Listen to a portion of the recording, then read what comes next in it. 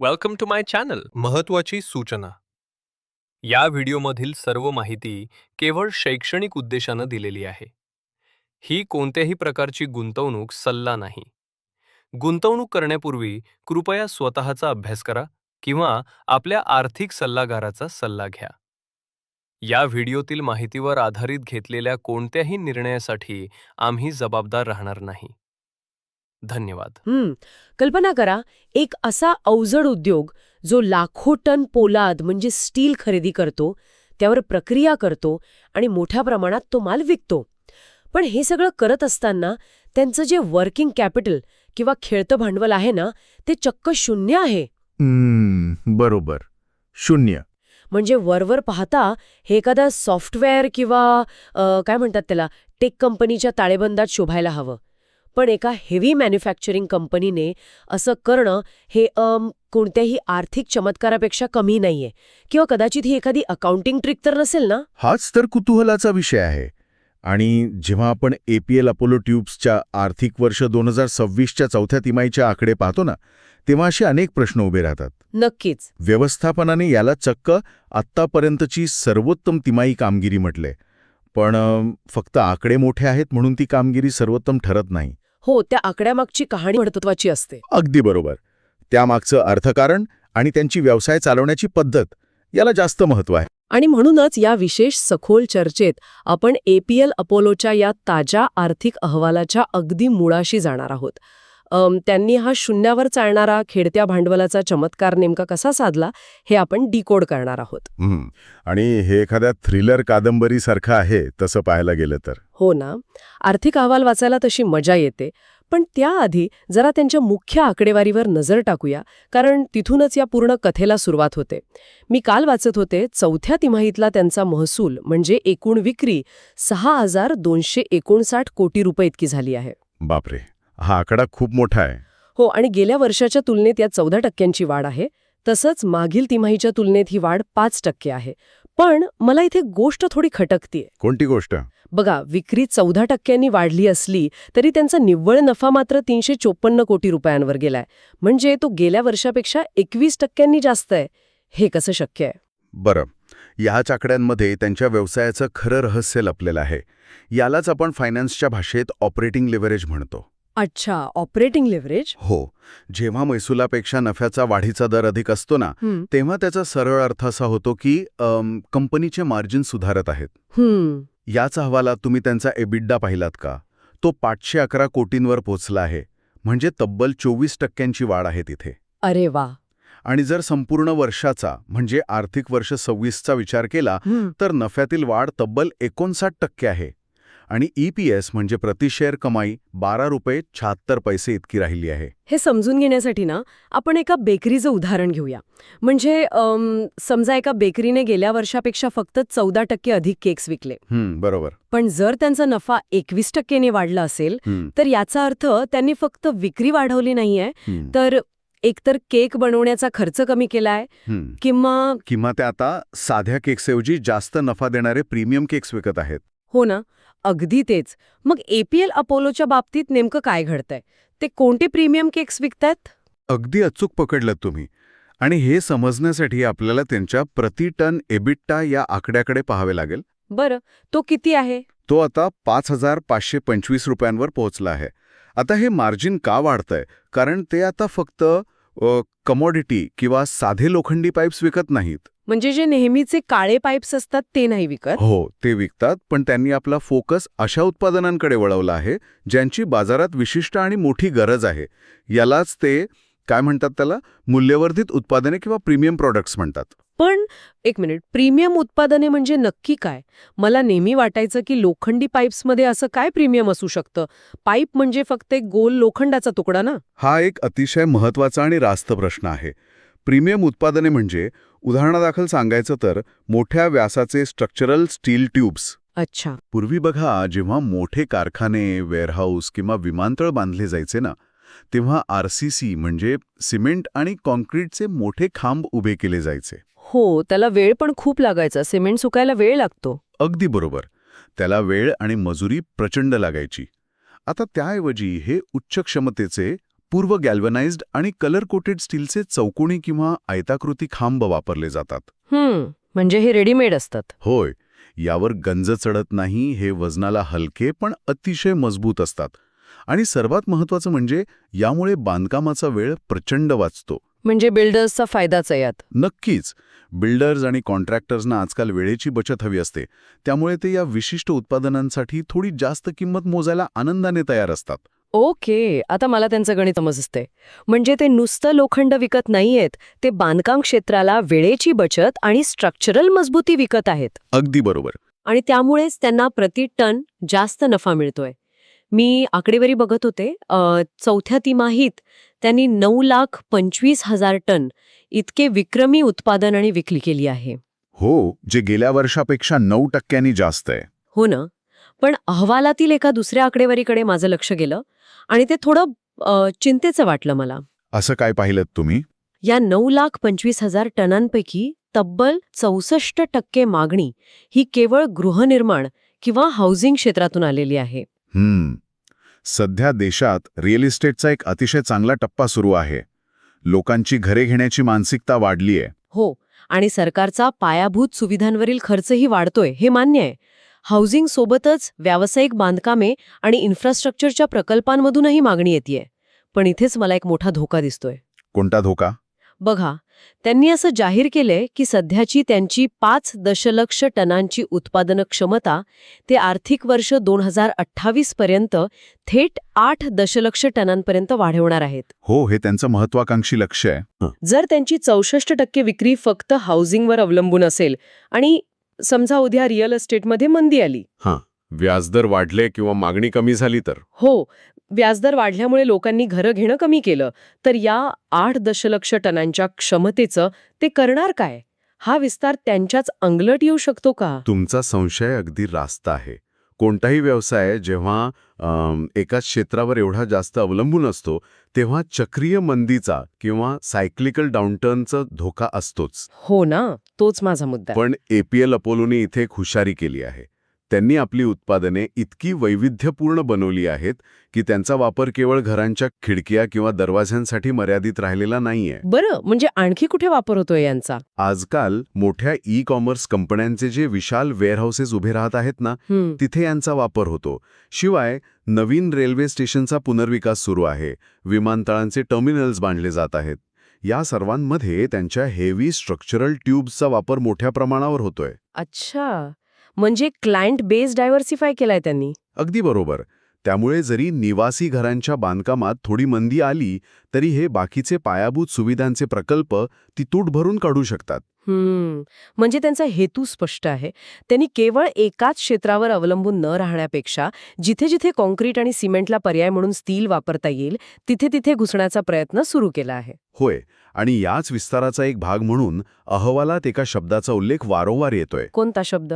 सौर ऊर्जा किंवा सोलार स्ट्रक्चर्स. अरे वा, हो, मी वाचलं ते. आणि ही एक अशी बाजारपेठ आहे जी येत्या दशकात पूर्णपणे बदलणार आहे.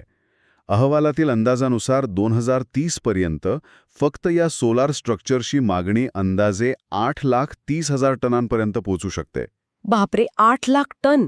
पण पुन्हा तोच प्रश्न येतो, सौर ऊर्जा म्हटल्यावर आपल्या डोळ्यासमोर काय येतं? ते काळे सोलार पॅनल्स. हो, ते जे घरांच्या छतावर किंवा मोठ्या शेतात लावलेले असतात. यात एपीएल अपोलोचं काय काम? ते तर पाईप्स बनवतात. तिथेच तर सगळी गोम आहे. तसं पाहायला गेलं तर ते सोलार पॅनल्स हवेत तरंगू शकत नाहीत ना. हसण्यासारखं आहे, पण हो, ते हवेत नाही राहू शकत.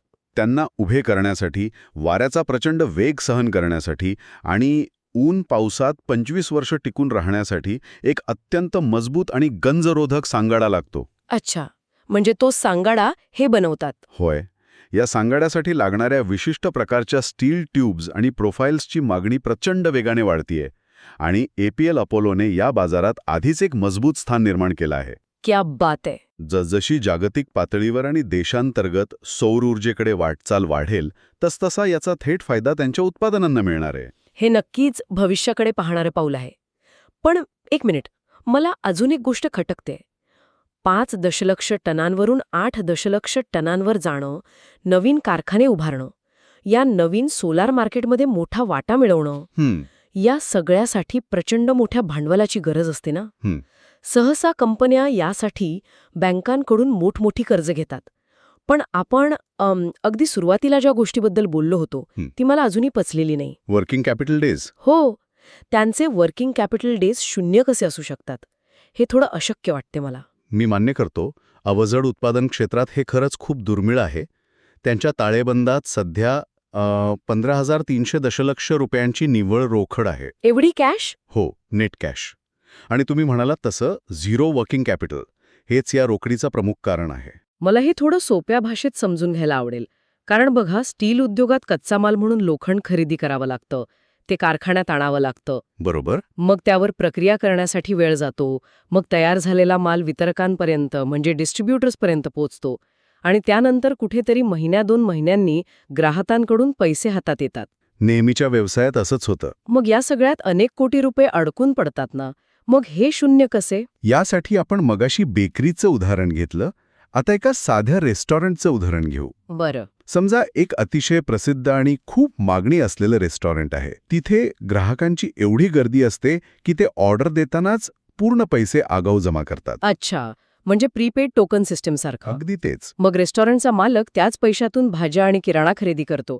म्हणजे मालकाला स्वतःच्या खिशातले पैसे व्यवसायात अडकून ठेवावे लागत नाहीत. हा, एपीएल अपोलोने त्यांच्या वितरक किंवा डिस्ट्रीब्युटर्सच्या नेटवर्कसोबत नेमकं हेच मॉडेल तयार केलं आहे. म्हणजे ते वितरकांकडून आगाऊ पैसे घेतात, चक्क ॲडव्हान्समध्ये. बहुतांश प्रमाणात हो. त्यांचा ब्रँड इतका मजबूत आहे आणि त्यांची उत्पादने इतक्या वेगाने विकली जातात की वितरक आगाऊ पैसे देऊन माल खरेदी करायला तयार असतात. याला फायनान्समध्ये कॅश अँड कॅरी मॉडेल म्हणतात.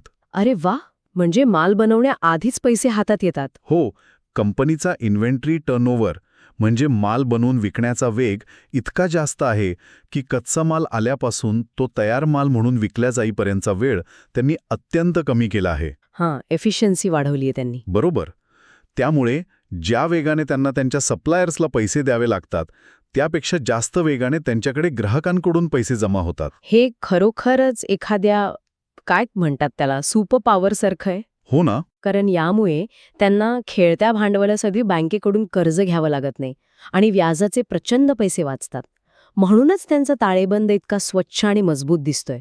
अगदी. आणि जेव्हा तुमच्याकडे अशी भक्कम रोकड असते ना, तेव्हा तुम्ही कोणत्याही बाह्य आर्थिक दबावाशिवाय क्षमतेचा विस्तार करू शकता किंवा नवीन तंत्रज्ञानात गुंतवणूक करू शकता.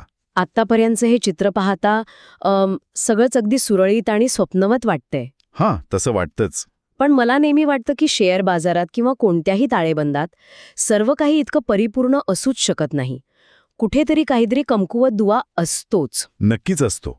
आणि जेव्हा मी हा अहवाल आणखी बारकाईने वाचला तेव्हा मला काही धोक्याचे संकेत दिसले आणि त्यावर चर्चा करणं आवश्यक आहे. हो, कोणत्याही विश्लेषणात धोक्यांची जाणीव असणं हे सर्वात महत्त्वाचं असतं.